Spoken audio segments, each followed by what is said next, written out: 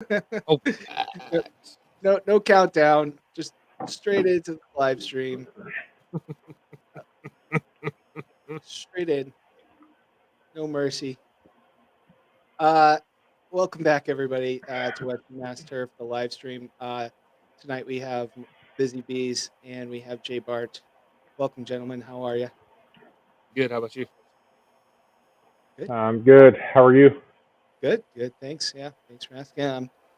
Today, today I went out and I did estimates. In the snow? A lot of it has melted, so I was able to do it. Okay. Okay. So what are you estimating, Brett? So what I do is I size up the lawn. I check out. I literally use a wheel and get the square footage, and then I check out the turf conditions. I ask the customers or potential customers a lot of questions, and then I give them a price right there. Do you have Yeah. a filtration system for asking certain questions for certain potential clients and not Oh, that's potential that clients? that's a really good question. Yeah, yeah. For me, I really want to know if they have an irrigation system. I want to know the problems with past issues. I want to know why they called me instead of somebody else, or they got a recommendation from somewhere or something like that. And so yeah, there is a bit of a filtration system on that too. Like, okay, are we going to have issues with this particular grass type, or what kind of customer are you? So anyway, all that kind of goes into that whole process. So, do you guys have a system like that? Busy? I do. Go ahead. I'll come in and close I it pretty out. much have I'll a close it up with reason behind busy. I pretty much go out, initially meet, say, okay, well, you got irrigation, you don't have irrigation. Okay, well, these are going to be your expectations. But before I do any of that, I have pre-qualifying questions, Hmm. such as, example, what is your goal with your yard? Sure. Yeah, that's one of my questions. Yep. It's one of mine. Uh, I don't want to sit here and say, okay, well, what is your budget? Because I never like to say that. I was Yeah. like, Oh, I what, ask people their what? budget all the time. I don't say it as a budget. I said, what do you think the calculated cost per year is something that you're willing to spend on Okay. to have a pristine yard? Now, are we wanting, golf course, or are we wanting, drive by, looks great from the road, but up close it looks like shit? Or do you just want to take care of weeds and you want the bare minimum? Yeah. Yeah. I can see that. Yeah, I can see that a qualifying thing for sure. Um, and actually I'll give them options too. Is like this, if price is an issue, I after talking with them in person, I will call them later that night too. Right. So give them time to look over it, or look over the proposal and discuss it with a family member or spouse or something, and I'll call. And a lot of the time it doesn't change, but there are some times where they're like, well, how important is this part of it? And you go, well, this is what it does. Without it, you're going to see this, but you could probably live with it, or you can't live with it, and then the program adapts a little bit. So that's the process that I go through anyway. Okay. Close this out, J Bart. So your what you said was way more cordial than what I was expecting. Busy. I was expecting you to be like, listen here, this is what I got and this is what you're gonna pay. You don't have a choice, and you're hiring me tomorrow. Just so you know, that's what I was expecting. No, what? So No, I really come in and I'm like, look, I'm not the fucking cheapest motherfucker you're gonna find. right. So let's go ahead and put that out. So I do the same thing. I give people ideas right off the get go. Mhm. So hey, I'm not the cheapest, um, and but you get I feel like a higher quality of work. You get me. You don't get some guy coming out and spraying who doesn't know your property, doesn't know these issues, doesn't know stuff like that. I invest into it, so when he signs that contract and I sign that contract, because my contracts protect my customer as well as they protect me. Um, they so when we both sign that contract, he knows that he has a good feeling that he's in good hands to make make something happen, and make gains. Mhm. Um, but I have, you know, one of my big questions is, um, what are your like Busy said, what are your expectations? Sure. And then I say, and then it's the response that gears them and their response to my response. So I said, okay, here's the realistic expectation. Mhm. Yeah. What's your budget? Okay, for this budget, we might want to only focus on the front yard this year. We'll still treat the back for weeds and stuff like that, but we'll give the majority of the input to the front. That way we can move a little bit of that money we'd spend on the back to the front. That way your front looks really nice. Then once we get your front squared away, we can move some of those inputs back to the back. And then honestly, just how they speak with me is, because I'm not someone's dog and I'm not someone's lawn boy. I'm a human being. There's my boy. Um, um, like I'm a human being, so I want to be spoken to with respect. And if they're instantly coming out hollering at me about this, that, or the other, then I just turn it off immediately and I'll just deny the account. Um, and oftentimes if someone gets ornery during our consultation, typically I just say, I'm sorry, I just don't think you're a good fit for me, and walk away. Um, Uh, Yep.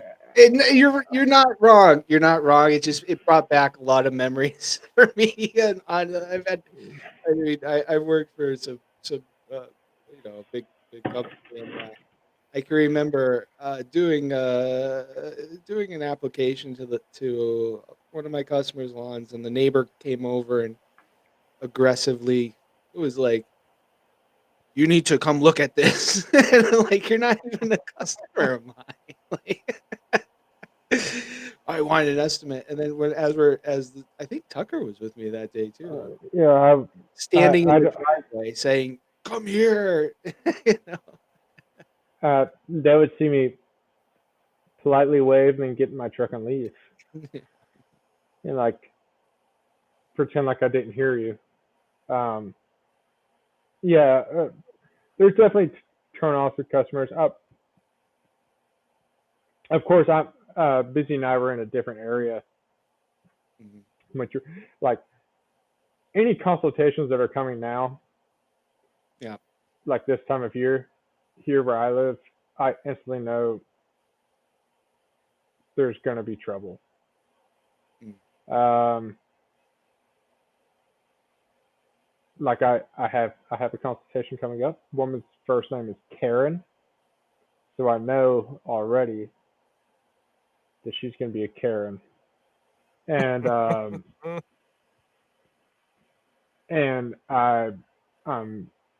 going out to look for a property. She has perennial ryegrass in her fescue, Okay. and I told her on the phone. It's gonna be fun. I told her on the phone. Yeah, it happens. Wait, Yeah, is that one you and me talked about? earlier this week or last week? No. That's a different one. That's a different one. Okay. This is a brand new person. She's not my customer. Never been seated with me or anything like that. That one I'm just pushing in. I'm trying to push the in out of that rye. And Okay. but I wouldn't do this because she hasn't been aerated and seeded. I don't know what's been done to her property. But she calls me because she has perennial ryegrass in her fescue, and like cut it out. I mean, You there know what I could be mean? worse things. Yeah, I mean, cut it out. It's a.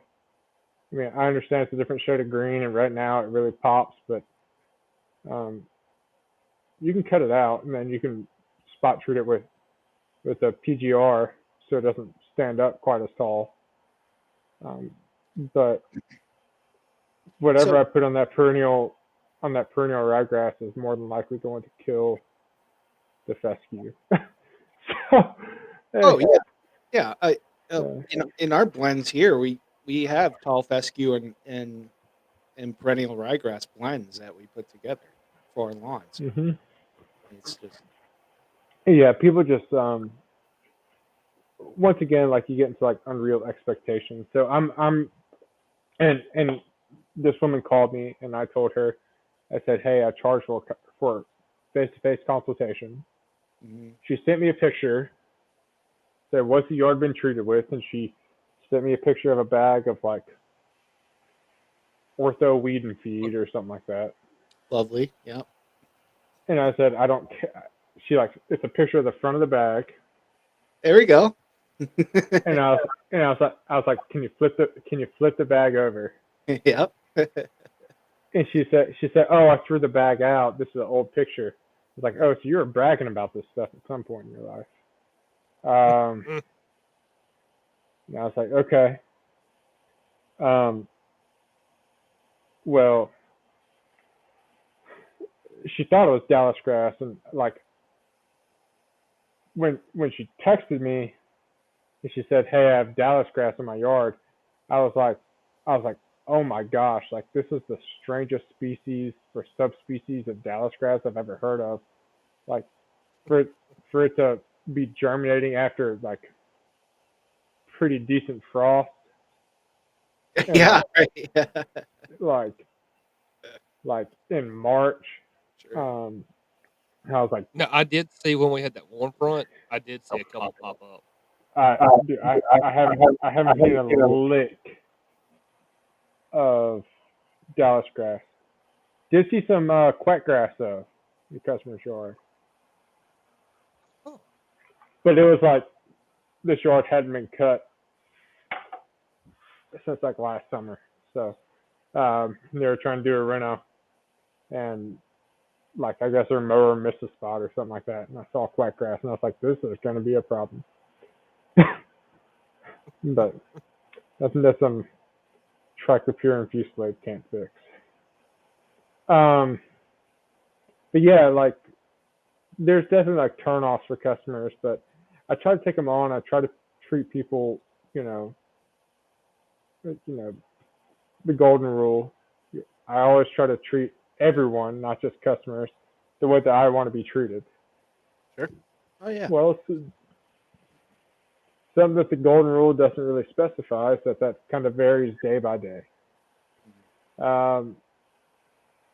If you're the first customer to chat my ass for the day for something that I didn't do, I'm a little bit more forgiving than the 10th customer to chat my ass for something that I didn't do. For example, Brent, you'll figure this out one day.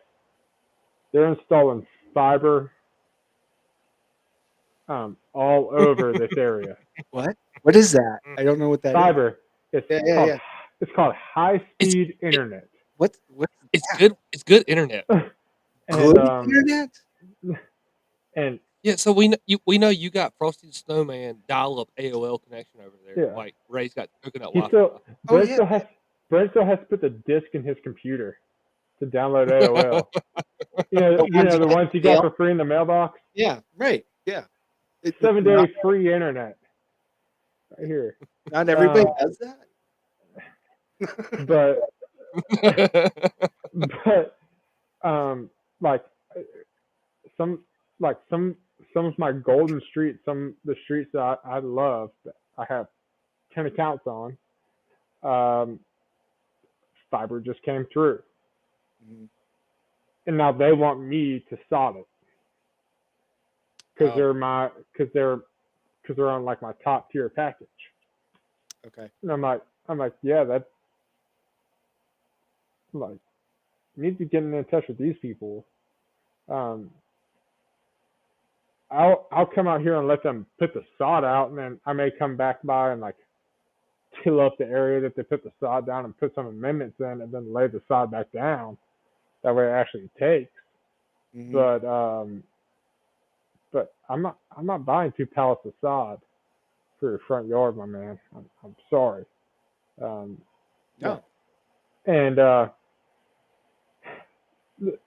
and The these great thing and for these are me with that right now, and these are really ritzy customers too. So like, it's 10 of them. Mhm. So I have to explain this to every single customer. It's like they had like an HOA meeting about, hey, we need to call the lawn guy and get him to put sod down. And I was like, yeah, I'll put sod down, but you got to pay. Right. Yeah, that's not free. They're like, Yeah. uh, you know, What's it's, the going it's rate? not even a For, lot. what would be the going rate of laying sod for their grass types right now? Just ballpark. The way I want it done, I figured it up. It's $2.07 Okay. is the going rate. something like that, if we're doing cool season like that, you're looking at 275 square foot for me. Yeah.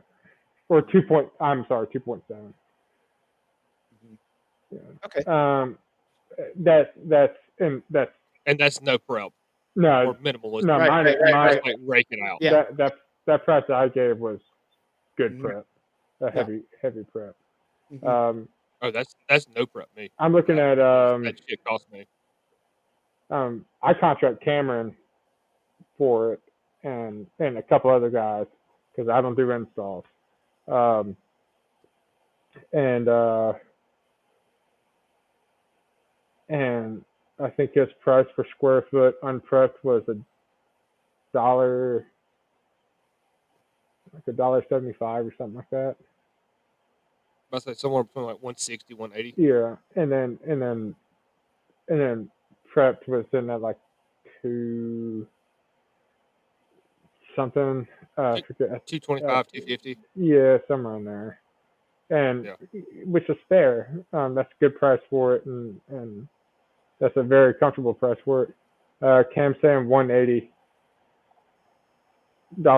So, but they want me to come out and put down 100 square foot, and like Yep. it sucks because I want it taken care of. You know what I mean? I don't want a big Sure. brown Yeah. patch Right. in the middle of their front yard where I'm trying to Mhm. showcase this yard because I'm happy that they're my customer, but at the same time, like I can't eat it. Right. Um, and No. I have some people who's right now I have 2 acres on the lake, and just about every 10 foot on the frontage road, and that's it's like an eighth of a mile frontage road on this property, but about every 10 foot there's 2 foot by 10 foot missing, Yep. and then I'll go 10, Okay. 15 foot, and then 2 foot by Right. 10 foot missing, and it's just like little dots, little Mhm. dashes, all around this corner lot. Yeah. Sure. So Yep. told the customer I could get in there and take care of it for them, but they gotta pay for the stuff because I didn't do it, and they said no, they couldn't afford it, and I said okay. So I'm looking at straw. And I go out there and treat in these areas. where So how about where the I contractor laid see it sod struggle. on one of the Bermuda ones. They ripped it up, rolled it up, ran their fiber, didn't fucking level it out, just sat it back down and threw straw over it with seed. I said, no, fuck you. But I yeah, called them up. Said, no, fuck you. Fix this now. once that seed's out, but there's no fixing it. Well, it's gonna be hard for that to happen when I went over the top of fucking gas plant. Well, yes. So we can spray it out, 100%. And you have in your warm season. In warm season, we have a lot more chemicals that we can use to spray out this Oh shit. yeah, and no, But I got fescues right now that I'm sitting there going, fuck, you're gonna have to wait till yeah, August, September. hey, you gotta wait, my man. Like, unless you're gonna pay for the sod, you're gonna have to wait. And Yeah, then exactly. and then they're like, man, I just don't have the, I don't have the $200 to front up right now. I wasn't expecting this. And I was like, well, you shouldn't be paying for it. Um, you should be sending the bills to these people, but these fiber companies are fly by night people. Mm. Exactly. They're Or they're like it's the main fiber optic company running this, and then it's subcontracted out to somebody else. right, That's and bullshit. you're in a pissing contest with the subcontractors and the fiber and the people who own it. Yeah, and I went directly to who owned it. And I said, "No, y'all gonna fix this, And or I'm sending you the bill, and and my lawyer will be in touch." then most of the time, the people who I spoke to, they're pretty much like, "Fuck you," like we haven't been to court yet. And they fought it, and what ended up happening is they make it so frustrating that the customer ends up paying for it. And it sucks. It sucks that way because It definitely sucks, but they keep. I look like the asshole. You know what I mean? But We both did. but here's what it is. So, but yeah, but there's definitely expectations that are set from day one, and if expectations are not,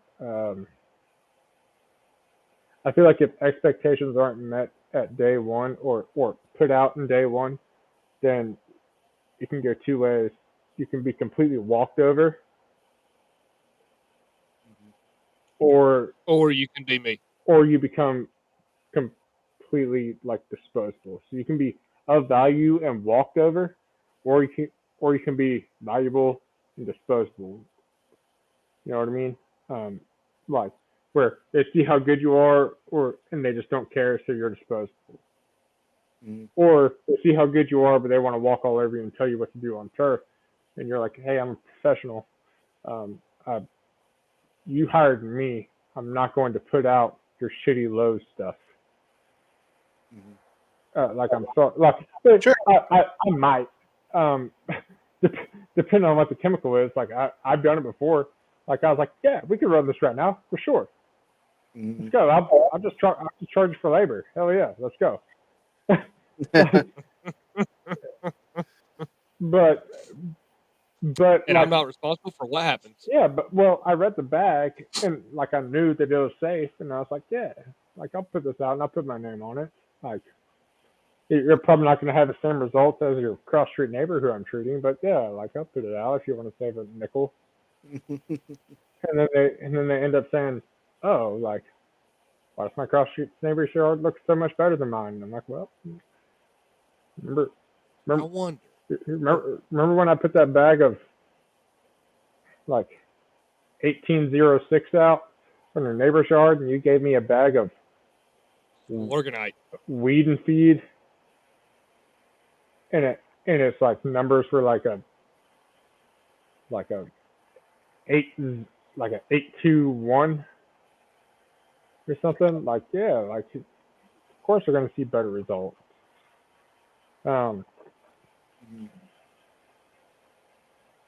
But yeah, that's how I manage my new customers. But I don't even like I rarely get past the phone call with my customers this time of year, especially going into April, May.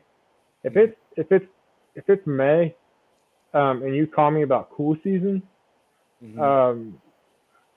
I said, hey man, thanks for reaching out. I'll come out, take a look for you, and I'll spray out your weeds if you want, but you're not going to have grass.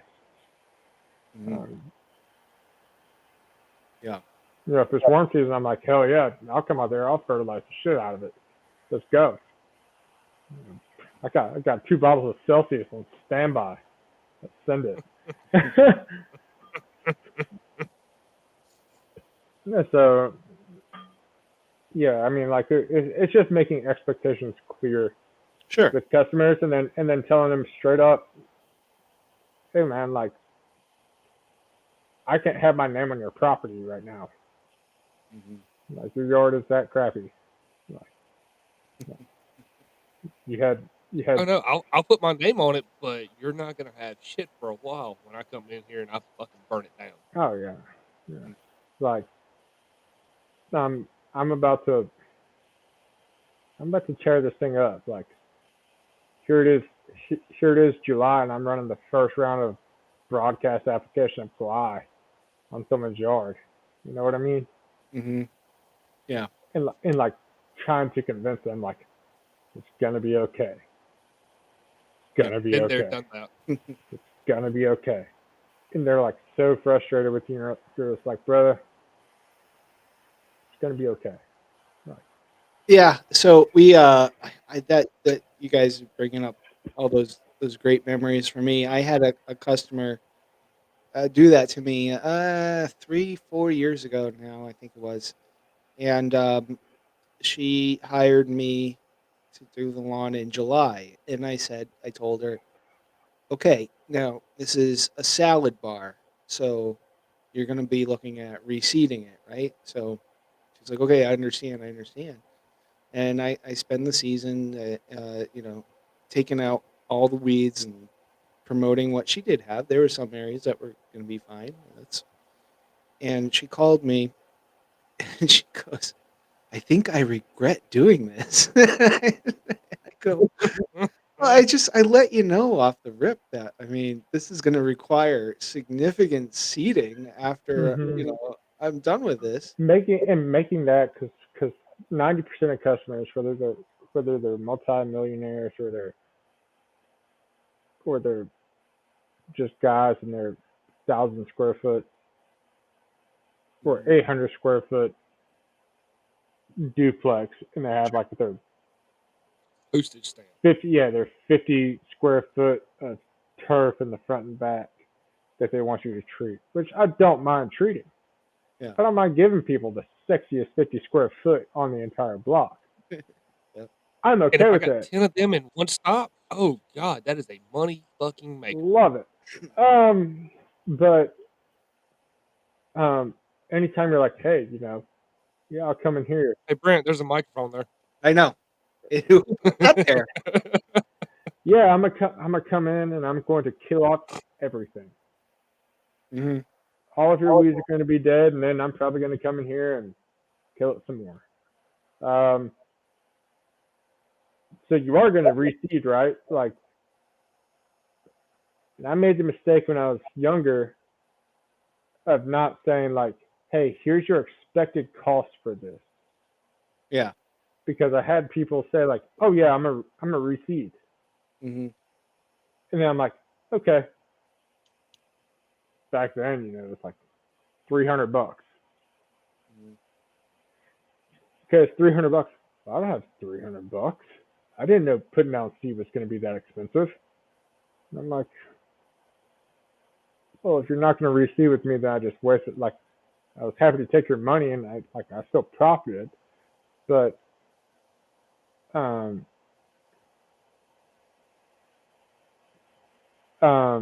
but it's not like you're about to go out and you're about to not do any aeration or slice seeding. You're going Right. to throw out whatever Mhm. cheapest thing you can find. And then I'm gonna be out here in one more year fixing this again in spring next year again. Right. Yeah. And like, so it's gotten to the point now with my business at least. I'm signing contracts at time of aeration and seeding. Mhm. not going out giving many people quotes right now. Those quotes have already been given. Because I want an entire year of treating that yard from start to finish, from Sure. aeration seeding to the hottest part of summer where it's struggling. Yep. And I want them to see my work in that. And because I mean, like I'm in the transition zone, man. You know, like my fescue is going to struggle in the summertime. Yeah. And that's fine. It's just I don't want to. Can't drop it down anymore to get off half of Brent's face. It's gonna struggle, but I make that expectation clear. Hey man, no grass stays perfectly green all year long in this climate. Nope. But Unless you're painting it. But I can get you pretty damn green for 9 months out of the year. 9 to 10 months out of the year, your yard's gonna be green. Take it. You know? Yeah, and I think on your point there, and I think one of the things that I've adapted and I'm going to reinforce more now is like when the customer tells you that they are going to do something, they're not going to do it. Like, oh, I'm going to myself do that, and No. I am going to do that. That way I know it's right. Well, Busy has a customer who he gives freaking spectacle to spray out his yard whenever he sees nutsedge. No, it's I'll leave a gallon of fucking I was just talking shit about it, by the way. Yeah, but like it makes sense for him to do that. You know, it's off root and everything like that. But if you guys don't mind, Four Roses single barrel, absolutely phenomenal. Debatable. I like the small batch. Brent, send me. Oh, you're a bitch. I need to go get the Basil Hayden toast. I had Basil Hayden toast.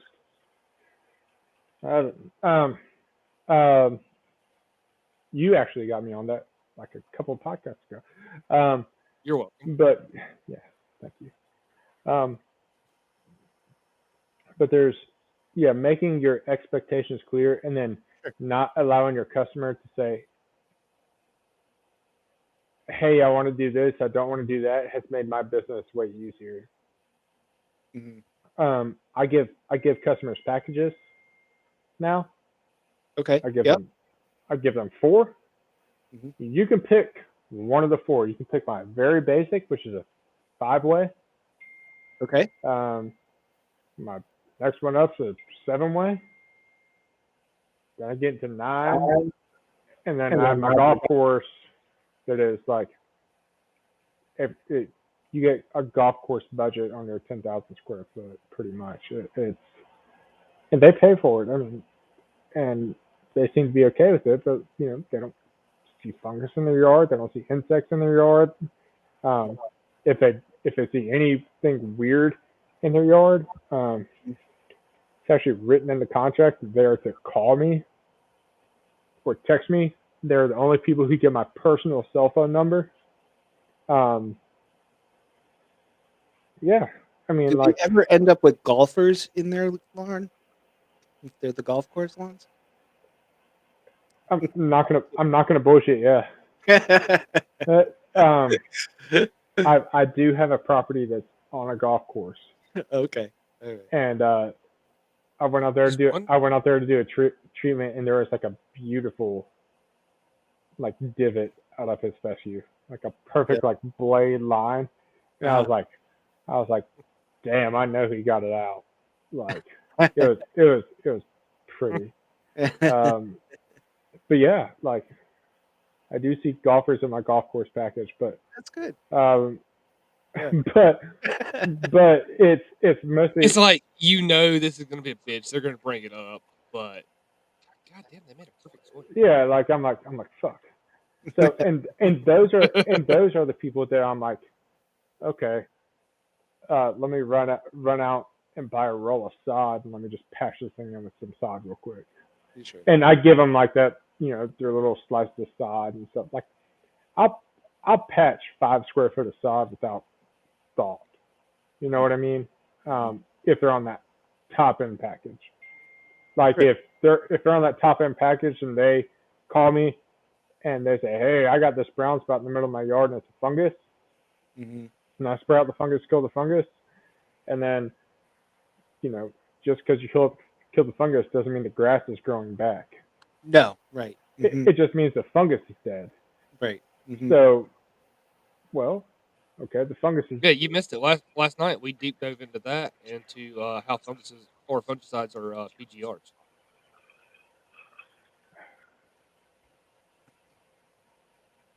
Me and Ray went deep into that one. like a Zoxy. The Zoxy's a PGR. No, prop. No, prop. Prop is the worst one. Proconazole. Yeah, It's because propiconazole. it ends with onazole. So yeah, that would be a growth regulator. Yep. Yeah. Anything that ends with the onazole, just so people know, this is a medical term. If it ends with the onazole, it's typically some type of regulator, in some shape or form. Just so y'all know. My wife told me that. She's a nurse. And I was talking to her about funguses, and she was like, "Yeah, I got to treat this crap with propiconazole." She was like, "Does it like regulate the growth of the fungus?" And I was like, "Yeah, a little bit." And she's like, "Yeah, in the medical industry, anything that ends with onazole is a form of growth regulator." And I couldn't remember if it was strobin or onazole, but damn, I'm getting blown up. Tell Cam to shut up. This ain't Cam, dude. It's the HOA. Or is it the new Karen? I don't care if it's any of them as long as it's not my wife. If it's my wife, I gotta go. Because like I told her I was like, I'm coming out to the garage. I gotta put lawnmower blades on the mower, and then. So I don't hear the impact going every so often. Well, baby just went to sleep, so that's my excuse. Like, well, the baby went to sleep. She doesn't know how long it takes to put on lawnmower blades. Either way. Next topic. We were talking about that, so next topic, one of y'all. Next topic. Smooth transition. Bueller.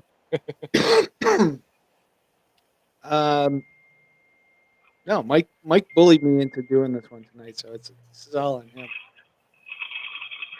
Oh, it's all on me. Okay. Shit. Next topic. Let's talk about potassium a little bit. Okay. Hey, there we go. All right. So, one of my dealers, one of the guys who I use, he was telling me that I should probably start thinking about using a slow-release potassium, which I think is absolute bullshit. Can I say bullcrap? I'm sorry. Yeah. I think it's absolute. No, it's bullshit. I think it's absolute bullcrap. I think he's trying to sell a product. I dove into, over the past 5 days, a deep potassium rabbit hole. So, Brent, in your experience in cool season with potassium, what is your experience on potassium? What types of potassium are you using? And what types of potassium have you seen the best results out of? So you got to be. Now I'm going to goof this up, but you have to be very careful with the potassium. It's fine. That you use going into the summer months here. So a lot of the times people would start putting out. I believe it's mono. And what is it? What are the two major ones that are busy? I'm drawing a blank. MOP and SOP. Yeah. So I've seen I've seen a lot of people do this is that they put one of those particular ones out and they end up just cooking the lawn for summer. So putting down the right one at the right rate at the right time is definitely what you have to do. Mike, what's your approach with that one? Normally, everything I run is a granular and is an MOP. I'm not like Ray over here going spray grade with SOP. Yeah. I don't have to worry about burning a yard. hmm Yeah, so I heard what you guys were saying. Yes, the more dangerous one to run is SOP. I know Chuck, not DAF. It's one of them's base I think is in manganese or magnesium potassium, and the other one is sulfur based. And the sulfur based ones have a higher. They are first of all they're easier to spray, but they have a higher likelihood. It's kind of like putting down a high rate of AMS, which is also sulfur based, versus putting out a urea. Both of them, urea is a little bit slower than the sulfur base. It's But sulfate of potash and then it's murate of potash. yes, murate. Yes. So Light bulb went off. Ding, so and I don't. So the sulfurate of potash is definitely has a very high ability to burn properties,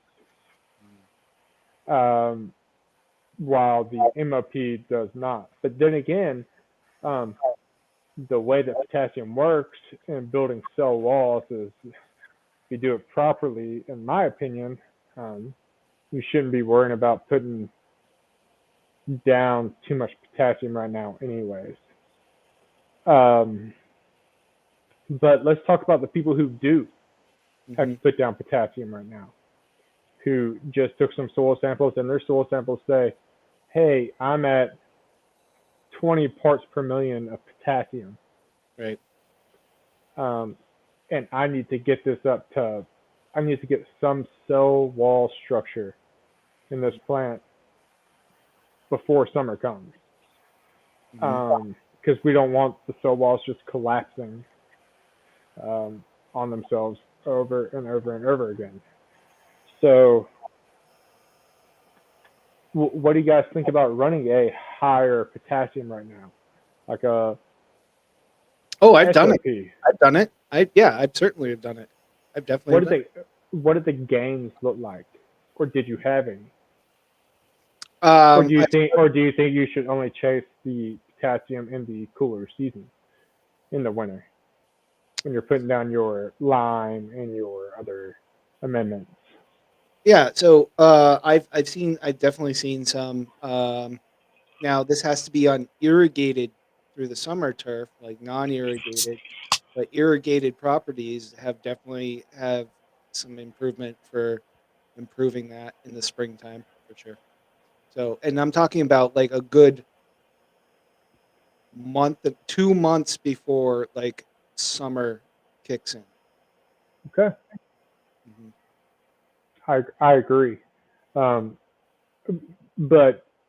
I think it's a lot, and I'm sure you would agree that it's way safer to run a MOP instead of the SOP this time of year, because of all the potassium that we put out. We're sitting at about 13 to 15% that is actually able to be used by the turf, by the plant. The rest of it's just in the soil. So if we put down a pound, or if we put down 15 pounds of it, only 1 pound is getting up into the plant to actually be able to be used. So, but then also there again, when you buy your whatever P source you're buying, whatever blend it may be, how much inert matter matter is in that, and then therefore, okay, well, how many rocks is he sitting there? Right. So let's say it's a MOP that is I think busy. I think you and I were talking the other day. It's And we were talking Sunday about it. And we were yeah, deep diving into it. yeah. So we were talking about an MOP that has a uh The one that your has rep was telling us. yeah that has a calcium. It has a calcium and lime, calicitic lime base. So it's supposed to be quote unquote fast acting. No, it's supposed to be slow release. Is what he was trying to tell me. Well, anything calcitic is going to actually work into the soil faster. You're right, but the actual So product, how can it be slow release if it's got calcium in it? the pearlization process. So the bonding material before it's pearlized is calcium. And But then it's also stout with lime too. yes. What if you don't need the lime? What if you're already at a 7.1 and you're wanting to try and work it down? We don't And they're trying to push you to buy that. have that here. Well, I know we don't. So, and I think But I think he's trying to make a good recommendation. So he didn't offer me something that's completely unusable. Like if I was trying to lower pH, then yes, I would just run SOP that had a high content of sulfur in it to lower the pH. I got a perfect 500 square foot area that I could run this on and actually FAFO with. All right, I'll get you back. I'm heading out there tomorrow, so I'll pick you up back. Get me a bag. Let me know. Let me know what value. All right. But it's an interesting thing because especially the guys out there who can spray a lot. Most time in the sprays, it's oftentimes what are you pushing in sprays? In. You're not pushing anything else, right? There's not many debatable. Well, there's not many bigger scale companies out there that are running SOPs with their weed control, or the only time they're getting potassium is in their starter fertilizer. Now, are we talking warm season, cool season? Oh, or are we talking cool season, my man. Come on, man. Okay. You know, Let's revert back. you know what we're talking about. No, because I'm thinking about both sides because I'm in transition. I'm sitting here going, okay, well, which one are we doing about this? With warm season, the cationic exchange capacity is typically way higher. So exactly. So you need your less GDD is. So you need less potassium when the cation exchange capacity is higher. That's why I will never need fucking pee in my yard, no matter how much I buy. If you want to get that bent poet trip, then you probably do. I'm already 3 times over the excessive rate. For bent? No, for warm season. Yeah, for Bermuda. When I send my code off. But in your yard, we're trying to get bent and poet trip. Well, it's either going to be that or it's going to be Ultra Dwarf Tiff Eagle. That 328 checks out. Send it. Give me that Tiff Eagle. We're going to be cutting at 0.1. Tiff Eagle would look sexy. Tiff Eagle it's going to be sexy. It's going to be sexy. You were calling me last Thanksgiving like, hey, how can I get this thing grained up real quick before the in-laws come? Tiff Eagle would do it. It can hold it. It can hold color so long. So imagine I make damn green in the backyard and I got like just this little bit of fucking Tiff Eagle. Or I decide to go all full blown fucking 37,000 square feet. It's Tiff Eagle. I'm just saying I've called a lot of people for this poet trip. So you better freaking use it. Oh, I can use it. Trust me. I already got an idea. Got a freaking gallon. I got another idea. Got a gallon bag coming from the golf course. So I've done a seeding with Poetrif. It's the only thing that would work there. But the last thing I heard was that Busy Bees doesn't pee in his yard. That's not true.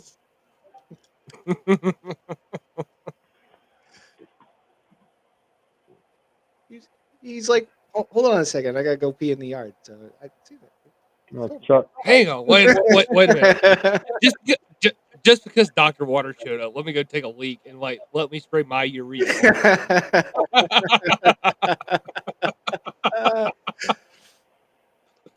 So there definitely is some liquid applications going out there.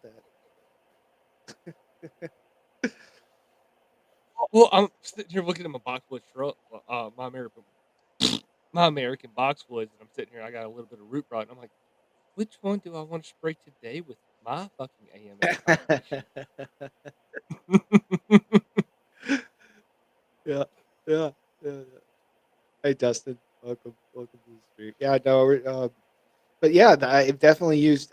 There was the only thing that would work was Poetriv, heavily shaded, very wet property, and it was the only thing that I could get to grow there. The guy wanted grass. He was adamant about getting grass to grow, and that's what we used. And then I wanted to set all my equipment on fire after that because No, you didn't. I wanted to. I mean, could you imagine doing that as your first seed job of the day? And Wait, the first one of the day? yeah, well, I mean, I'm sure some asshole has done that, but I mean, we obviously saved it. I don't know if it's an asshole, but it might be a masshole. An asshole, yeah. But God, stressful. I remember I had that bag like triple wrapped, and I didn't let, this was before I had my own company, but I didn't let anybody go near it, touch it, and it stayed in my truck, and I was the only one to load the hopper, to load the seeder, to do all the stuff with it. So it was interesting and terrifying all at the same time. So. Well, also there again, isn't I know a lot of courses down here, like when they actually host events, like Augusta will be one of them. Mm-hmm. I know they do a lot of overseeding with PRG, ARG, and they use a fuck ton of goddamn endurance. Mm-hmm. Another one. Will they not use Poetriv and then abuse it and use it just like Fine Fescue in Bermuda? I'm sorry, I didn't quite hear that last part, Mike. They'll take the Poetriv, they'll use and abuse it, and treat it almost like you got a warm season Bermuda. Oh yeah. Mm-hmm. And I think that was my whole like stipulation of like wanting to oversee with Poetriv because I could treat it exactly like Bermuda at the time. Mm-hmm. Okay. Yeah. I was like, well, I can overseed with this. I don't have to worry about spraying it out. Mm-hmm. If it stays, it stays. Okay, well, if it checks out, 90-degree weather in the middle of fucking April. Oh yeah. Mm-hmm. Who cares? Right. Bermuda's there. I got 328. Sure, I get it. Yeah, I understand what you're saying. Yeah. Mm-hmm. And I think that was my reasoning for why I wanted to source Poetriv. Mm-hmm. I didn't have to worry about spraying it out. I didn't have to be, like me and Matt are, monument horse, which is a great product. And it is the But smallest seed. It's tiny. I had to pay this golf course. I had to pay this golf course $150 for a sandwich bag. Really? And I was like, how far does this go? He was like, oh, 5,000 square foot. And I was like, noted. Let's go. Like, yeah.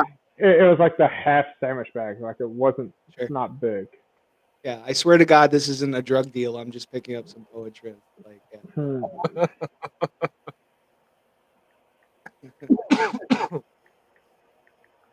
Wow.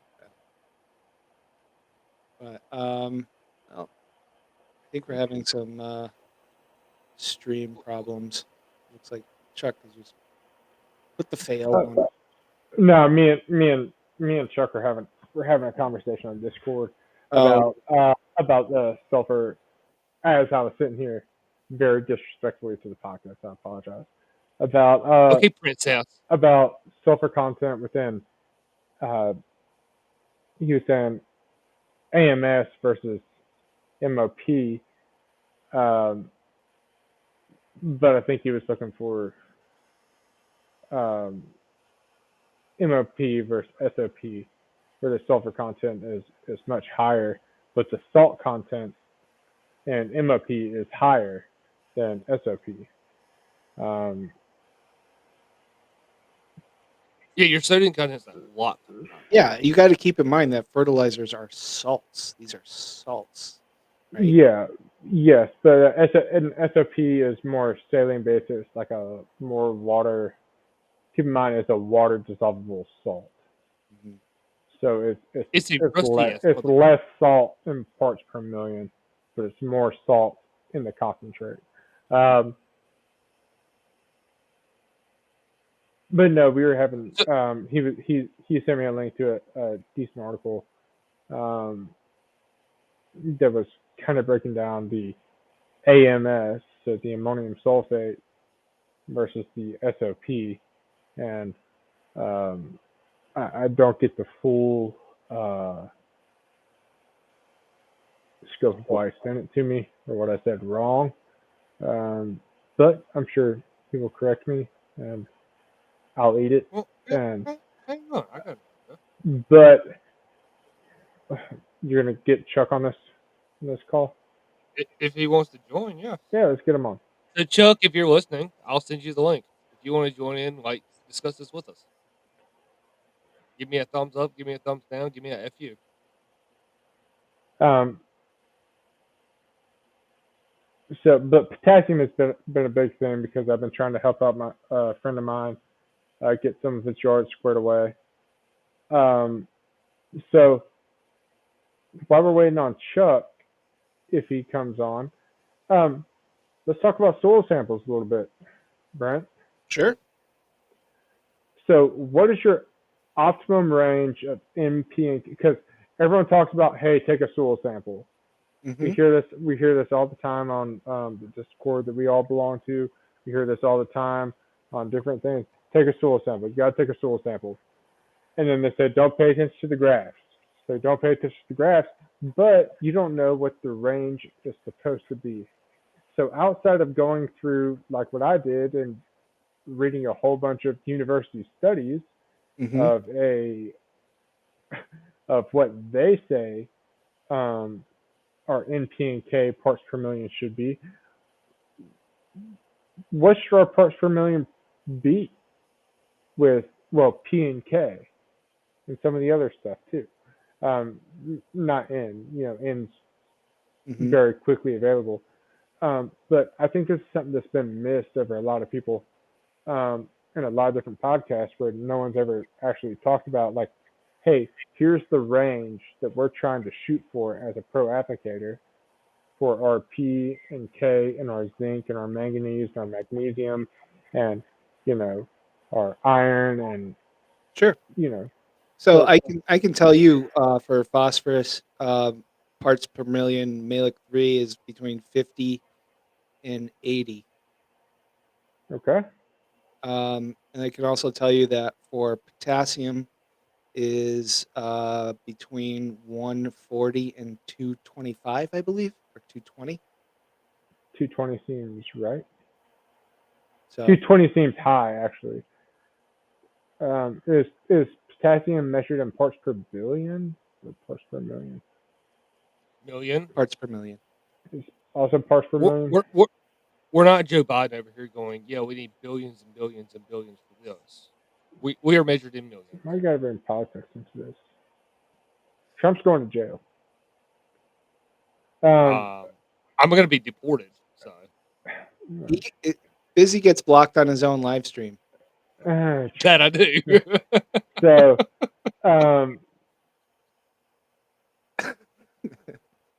Bring that back up later. but this is something that, a friend of mine, and I might have been messed up looking between the P and the K. but my reading, like an acceptable range for K is like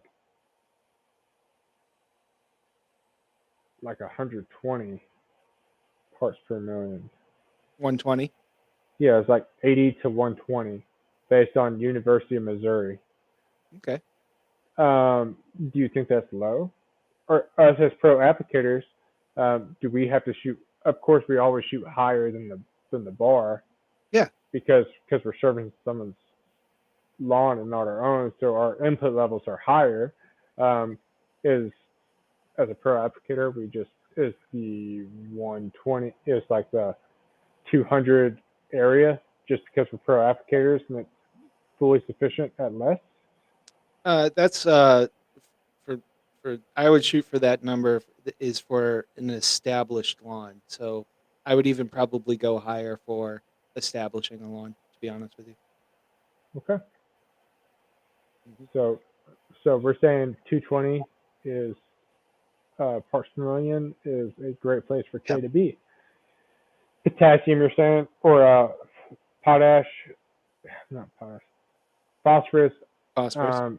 We're going to sit somewhere around the 80 mark, so anywhere between 75 to 100, we're pretty healthy in. Yep. Um, Yep.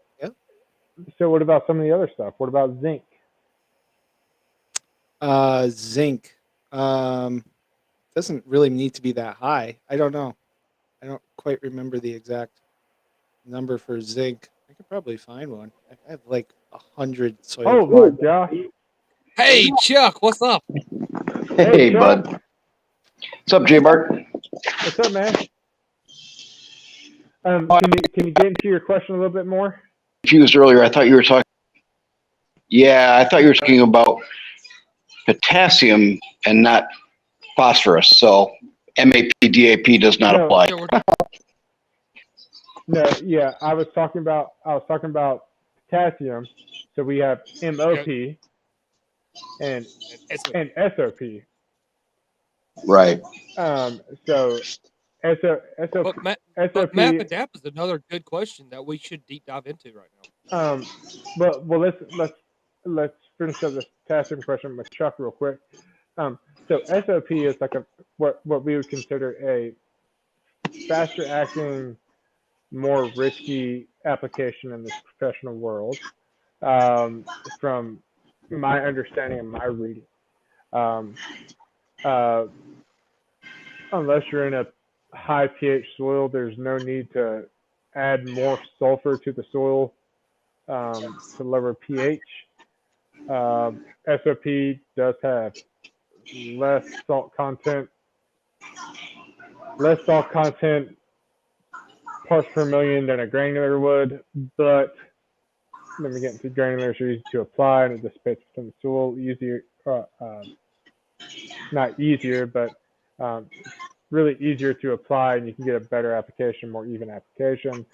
A better broadcast. Yeah. So when you're chasing things like potassium, you can't look at it the same way as a nitrogen because a nitrogen acts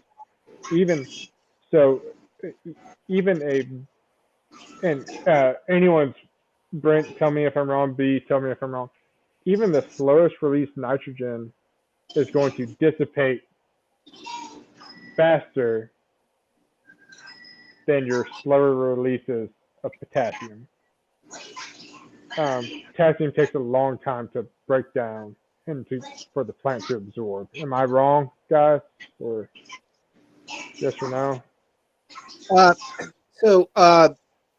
You're onto something there for sure. And nitrogen obviously is something that not just also releases faster, but it's going to get used up faster. So you're absolutely right on that. And for potassium use, it's not used up at the same exact rate as what nitrogen would certainly. Is there a slow release potassium? Do you think a slow release potassium would be beneficial?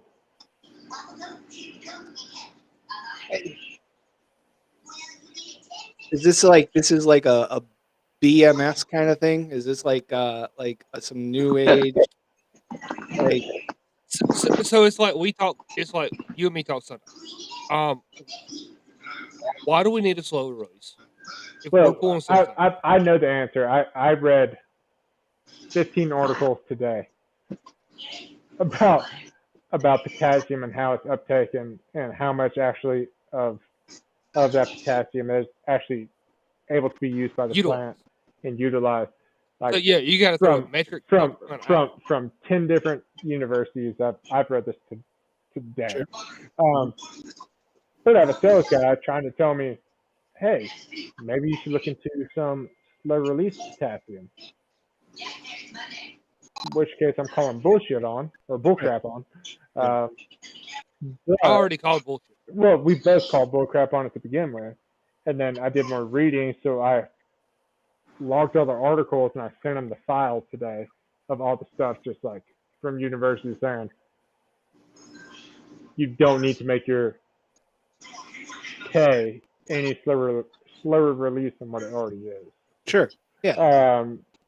Because it's already, by the time that potassium's able to kind of get used, like, so if we're looking at bell curves, right? Mm-hmm. Right. And our bell curve for a nitrogen is like this. The bell curve for potassium is like this. So it's a lot steeper bell curve, meaning that it takes a whole lot more time for the potassium to actually get to that level where it's fully being used, Mm-hmm. and then it starts falling off. So one of my things I like to do is what we brought up earlier, new side installs. So if I'm going in, I'm Harley raking. I'm gonna go over the top. Once I do my Harley raking, I'm gonna do right before I do my finish grade with the Harley rake. I'm gonna come out. I'm gonna go ahead. I'm gonna spray. Well, I'm gonna broadcast spread my. hold on, B. Hey Chuck, do you mind muting your mic? I can do that because I got South Park in the background. Yeah, do you mind muting that real quick? Just give us a thumbs up. Thanks, man. All right, cool. So we'll say like we were talking about earlier. The new side installs. I've already pulled soil samples. Already know the assessment. What I'm gonna do is, if I do have to go in, I have to Harley rake. I'm gonna do a rough pass. Then I'm gonna do a broadcast application of MOP. Yeah. Then I'm gonna do my final. I'm gonna do my final grade MOP on what? with the Harley raking. Like you're not just running MOP. Potassium. You're not just running MOP. You're running MOP and N. I'm assuming. No, not in soil. I'm gonna run a minimalistic phosphorus and my MOP. Okay. So what, like a zero, Because, like a 012?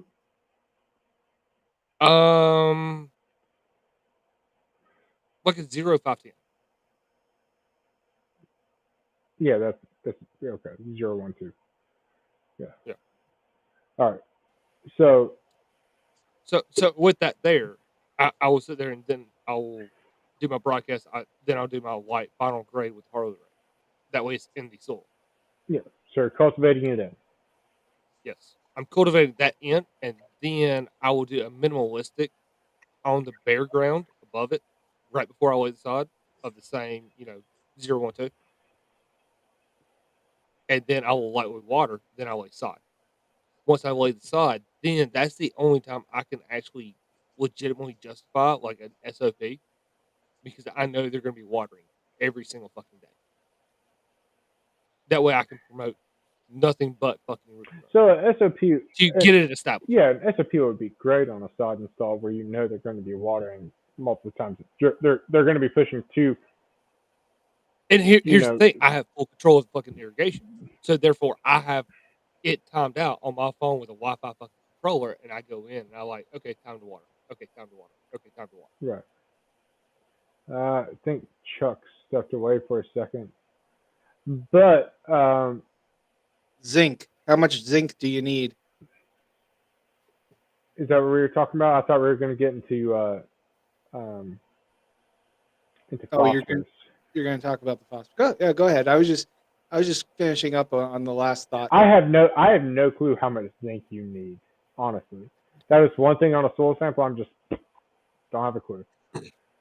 So there's one thing me and Ray discussed last night about that. I just We- I stare at it. I'm like, no, I guess it's so, but I don't even know how to fix it. Your zinc, your manganese, your borons, your salts, and well, your iron. I can put down manganese and boron. No, so on that level right there, what I have found and what me and Ray talked about last night was that what I ideally shoot for is that like 6 to 6.5, and I like that 6.2 as that happy median. That's the perfect uptake of that, and it's a better disease resistance. So therefore, like I'm pretty sure all of us have zoysia, and that was the spill about it last night, right? Oh, but wait, Brent, you guys zoysia. yeah, J-Bar, I know you guys zoysia. I got zoysia. Yeah. Yeah. So when we were talking about that right there, I like my 6. Well, I like a 5.9 to a 6.4ish, pretty much. I don't like that 6 to 6.5 because I'm like, fucking oddball over here. Don't give me good even square numbers. Give me that 5.9 to 6.4. We're professionals, man. We don't deal in square numbers. We deal in eyeballs. Yeah. Like, Give me the fucking oddball. Let me only let my fucking dirt drill in there and go. off, Yep. Guess what? You're about a 5, 8.5. off the record, and government, this is a complete joke. Do not come after me. Yeah. It may be 0.43 barricade. Could be 0.48. It's close. I mean, it could be it could be 7% or it could be 19.1. You will never know. So anyway, yeah, I just wanted to get that. So the official reading for zinc levels is for cool season, 3.9 to 10.9. Wow, that's a huge margin. Mm-hmm. That's big. Holy shit. 3.9 to 10.9? Yep. God forbid you hit 11 or 4 or 3.8. Holy shit. Like with a margin Most like that. majority of the lawns here, I would say most, if not all, the lawns here in Western Mass are below the 3.9. To be honest with you. I think most of mine are sitting at like like 5.8 Hang on. I'm to actually 7. 5 point. I gotta look it up too. Gotta pull up the soil sample. I'm doing that right now. We're talking zinc, right? Yep. Oh shit. I'm 19.2. I got an 8.9. I got 18.4. All right, guys. Quick question. This one came from the audience. And hang on, let's see. The last one I just Sure. pulled 4.3. So So I got 4.3 to 19.9. I got to ask this question, and then I'll look up my soil samples. So, busy, you know this climate well. You know the temperatures we're about to have. Got a sod install this week. All right. I don't care what anyone says. What are we weighing? TTTF. Don't gag on it. It's a perfect area for it. It's shut up, man. TTTF is pretty sexy and it grows 10 months out of the year. So, doing a sod install after a hardscape runoff, I suggested to the installer, I said, hey, why not throw out a little bit of headway on that soil before you lay the sod down? going to get watered a hell of a lot. We have temperatures raising into the high 70s in the next couple weeks. Why not Oxy? Why not Oxy? It's cheaper.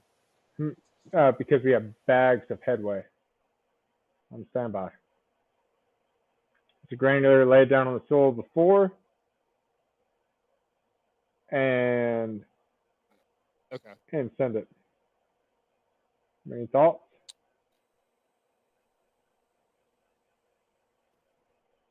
It changes how I treat the yard later because I'm gonna be hitting a half rate of propiconazole in a granular application right now, but it doesn't change how I'm gonna treat the funguses that may or may not come. It's also going to change the PGR ratios of this when it comes into it because headway is also a PGR. And it's Well, one of the top tops. propiconazole is PGR. Yeah, I understand. Yes, exactly. I understand. But with I headway, understand that, but there's no root pruning with propiconazole. no, there's not. But also, what does the soil test come back as? And I'm pretty sure you're on a hard pack too if you're doing a hardscape install. It's getting Harley raked and top dressed. So it's going to Harley rake top dress. Are we going to pull samples before or after, or are we going to get a rough idea? I got samples. I got his current samples. And what's current samples right now? 1 second. Look this up. Gotta go. I want current samples with your macros, your pH, Yeah, and your CPH. Yeah, I got it. I got it. I'm not worried about the boron. I'm not worried about the zinc. I'm not worried. Yeah, I got it. I'm not worried about the uptake. Any of that. I got it, dude. I got it. I just told you I got it. God dang, I told you. You asked.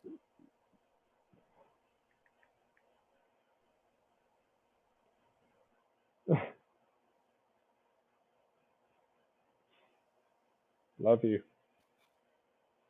Do you though? All right, so we are looking at pH. Text it to me so I can look at it. That way we can go over it together. Hold on.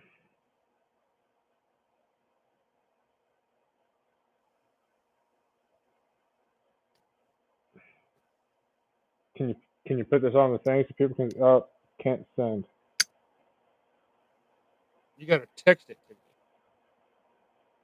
me. Screenshot it, text it to me. I'm trying. Oh, okay. I'll do that. Yeah, screenshot, text to me. Best thing I can do is I can email it to myself, and then I can screen share. That's all I'll do. I'll get this over here.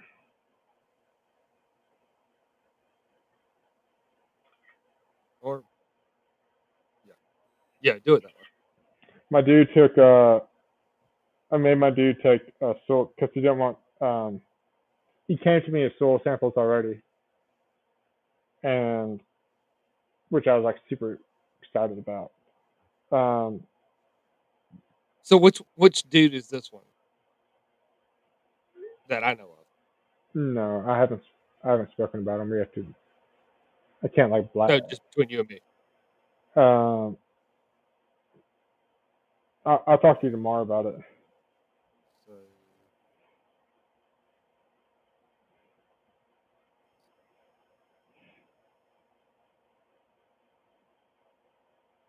okay. Like everything is sexy.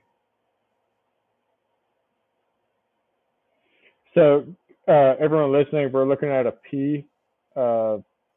The soil pH for the backyard is a 6.6. The P is a 8 parts. Hang on, I'm about to screen share this. Give me just a minute. Can you? Is his name on there? No, it's cash customer. It's good.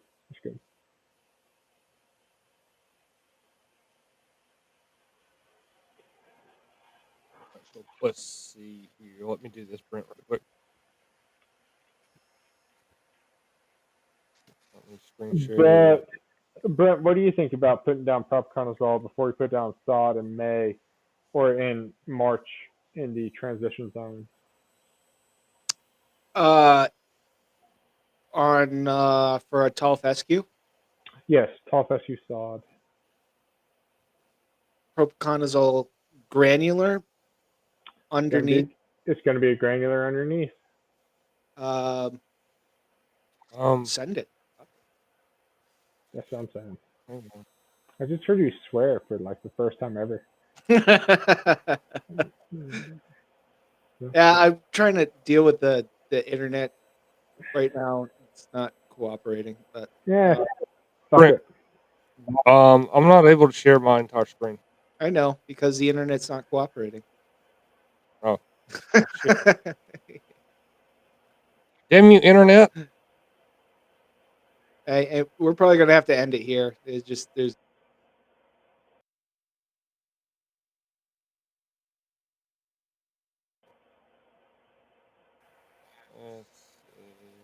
Something just dropped. Brent.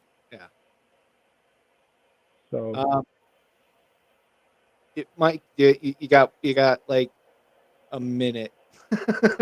next I'm sitting here trying.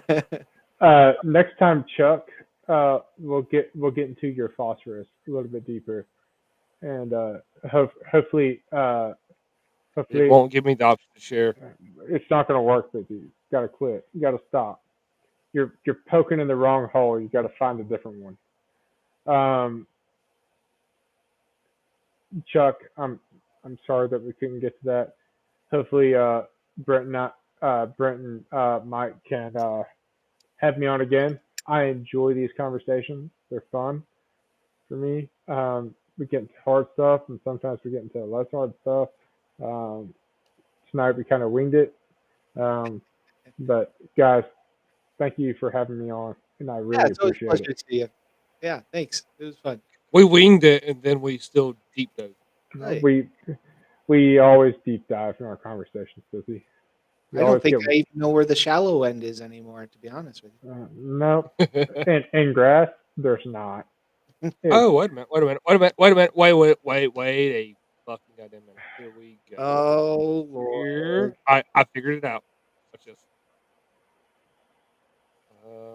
Oh shit! Oh, And now he killed Hey, him. Brent. Okay, all right. hey. We'll see ya. We'll end it on that. Take care. Take care.